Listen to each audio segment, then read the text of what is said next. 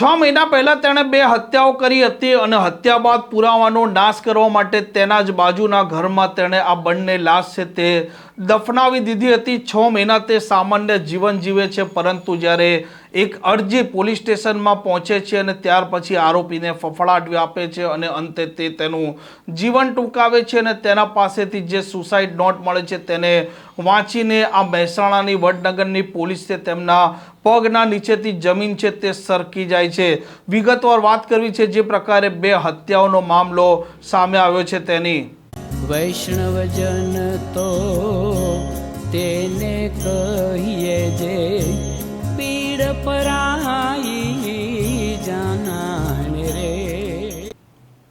નમસ્કાર, આપ જોઈ રહ્યા છો નવજીવન ન્યૂઝ અને હું છું આપની સાથે તોફિક ગાંચી। મહેસાણા જિલ્લાના વડનગર તાલુકાના સાપુરમાં એક એવી ઘટના સામે આવી છે જેણે ન માત્ર આ પોલીસના પગના નીચેથી જમીન છે તે સરકાવી દીધી છે, પરંતુ સમગ્ર જિલ્લામાં હડકંપ આ ઘટનાએ મચાવી દીધો છે। કેમ કે 6 મહિના પહેલા ગિરીશ પરમાર નામનો વ્યક્તિ છે તે પોતે તેની પત્ની અને તેની 2 વર્ષની દીકરી છે તેની હત્યા કરી દે છે અને હત્યા કર્યા બાદ તેમની લાશ છે તે અન્ય કોઈ જગ્યાએ પરંતુ જે ઘરમાં તે રહેતો હતો તેના બાજુના ઘરમાં તે દાટી દે છે અને 6 મહિના સુધી ન આસપાસના લોકોને તેની ખબર પડે છે કે ન પોલીસને ખબર પડે છે અને રોજબરોજ તે તેનું જીવન જીવતો હોય છે। પરંતુ જે પ્રકારે ગિરીશ પરમાર છે તેણે પ્રેમ લગ્ન કરેલા હતા અને જે દીકરી હતી આ દીકરીના પરિવારજનો વારંવાર આ ગિરીશ પરમાર છે તેને પૂછતા હતા કે તેમની દીકરી ક્યાં છે અને આ દીકરીની પુત્રી ક્યાં છે। તે સમયે આ ગિરીશ પરમાર છે તે તેમને ગોળ ગોળ જવાબ આપતો હતો અને કહેતો હતો કે તે ગમે ત્યાં ચાલી ગયા છે અને અંતે આ દીકરીના પરિવારજનો છે તે 15 દિવસ પહેલા વડનગરના પોલીસ સ્ટેશનમાં એક જાણવા જોગ ફરિયાદ આપે છે અને ત્યારબાદ તેની તપાસ ચલાવે છે પોલીસ ઇન્સ્પેક્ટર દવે। અને જેમ જેમ તપાસ આગળ ચાલતી જાય છે તેમ આ ગિરીશ પરમાર છે આ ગિરીશ પરમારને ફફડાટ વ્યાપવા માંડે છે અને તેનું કારણ હતું કે તેણે જે પ્રકારે તેની પત્ની અને તેની દીકરીની જે હત્યા કરી છે તે મામલો સામે આવી જશે અને અંતે ગઈકાલે આ જ વડનગરની સિવિલ હોસ્પિટલમાંથી તે કૂદે છે અને મોતને ભેટે છે અને તેના પાસેથી એક સુસાઇડ નોટ મળે છે જેમાં આ પોલીસ સુસાઇડ નોટના શબ્દો વાંચે છે તે સમયે તેમના પગના નીચેથી જમીન સરકી જાય છે, કેમ કે તેમાં લખેલું હતું કે 6 મહિના પહેલા તેણે તેની પત્ની અને તેની દીકરીની હત્યા કરી છે અને હત્યા કર્યા બાદ તેમની લાશ છે તે બાજુના ઘરમાં ખાડો ખોદી દાટી દીધી છે અને આજે સવારે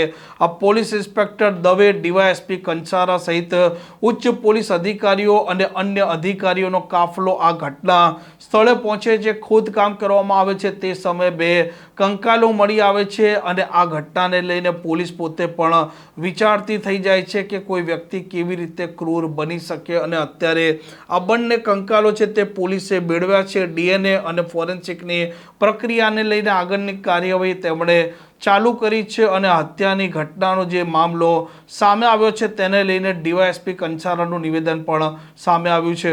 તારીખ 3/5/2026 રોજ વડનગર સિવિલ હોસ્પિટલના 4થા માળેથી ગિરીશભાઈ પરમાર નામના યુવકે જંપલાવીને આત્મહત્યા કરી। જે આત્મહત્યાના સંદર્ભમાં પોલીસે તપાસ હાથ ધરી અને તપાસમાં એમના ખીચામાંથી એક સુસાઇડ નોટ મળી આવે છે। સુસાઇડ નોટમાં એમને જણાવેલ છે કે જે સાપુર વડ ખાતે તેમના મકાન છે એમના ઘરની બાજુના મકાનમાં તેમને તેમની પત્ની તથા પુત્રીને 6 મહિના પહેલા મારીને ત્યાં દાટી દીધેલ છે। જેના અનુસંધાને આજ રોજ પોલીસે જે તે ઘરમાં તપાસ હાથ ધરી અને ત્યાંથી 2 કંકાલ રિકવર કરેલા છે। તપાસની આગળની પ્રક્રિયા ચાલુ છે। હત્યા કેમ કરી એ જાણવા મળ્યું? હાલ એ તપાસનો વિષય છે, પણ પ્રાથમિક દ્રષ્ટિએ પારિવારિક મામલો હોવાનું અત્યારે દેખાઈ આવે છે, પણ તપાસમાં જે આગળ હશે તે અમને જણાવવામાં આવશે।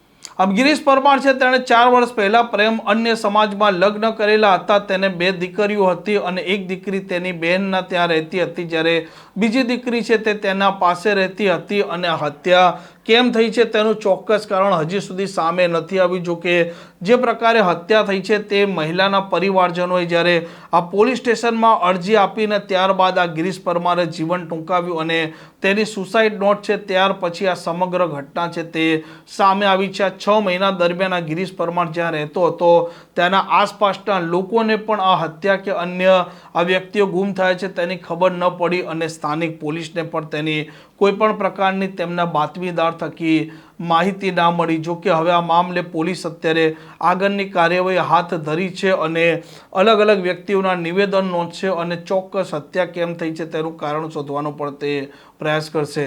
આ પ્રકારની ક્રાઇમ સ્ટોરી માટે નવજીવન ન્યૂઝના ચેનલ સાથે જોડાયેલા રહો. નમસ્કાર.